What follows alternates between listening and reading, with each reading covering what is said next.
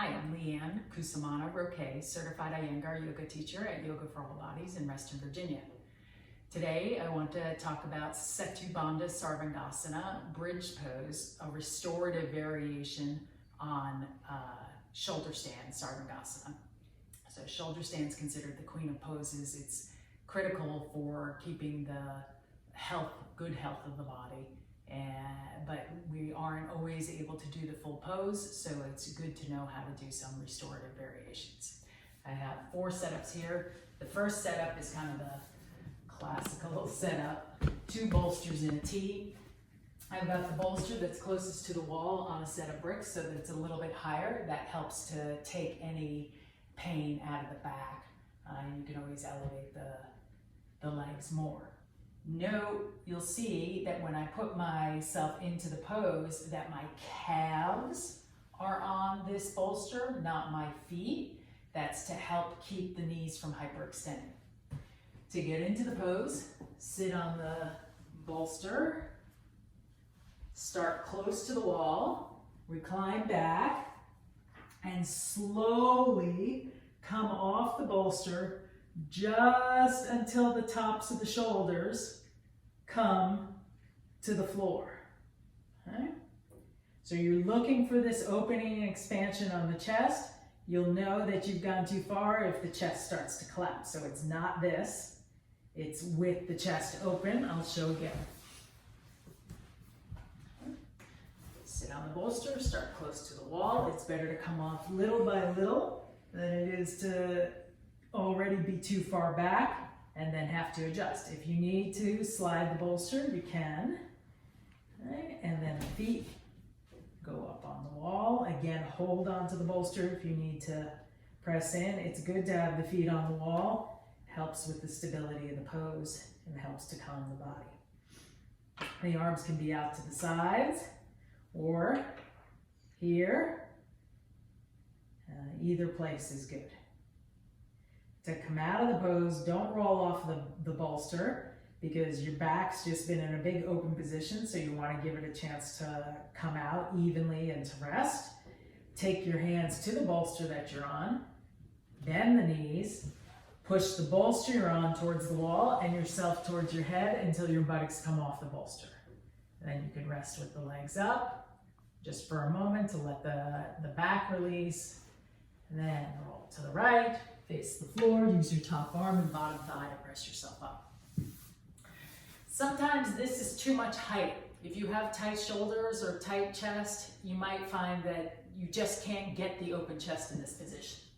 So instead, you could use a set of blankets. And I've got 4 white Puna blankets here, but you could use more or less depending upon what your body's doing on any particular day.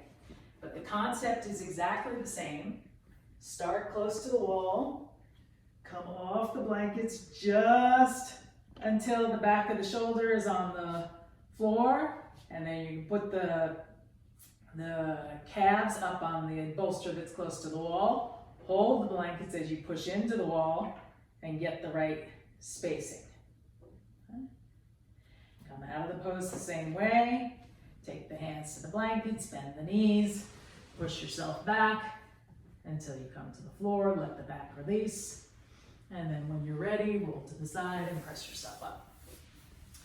This variation also is good if you want more stability. It's just a big set of bolsters. If you're taller or shorter, you might need more or fewer bolsters. And again, same kind of action where you slowly come off just until the shoulders are on the floor and you've got complete security with the stack of bolsters. This is also good for women who are menstruating because for certain the pelvis is in line with the rest of the body. You don't want to do any inversions when you're menstruating, so this is a good option for when you're menstruating. Come out of the pose, take the hands to the bolster, bend the knees, push yourself back, and roll to the side. Okay.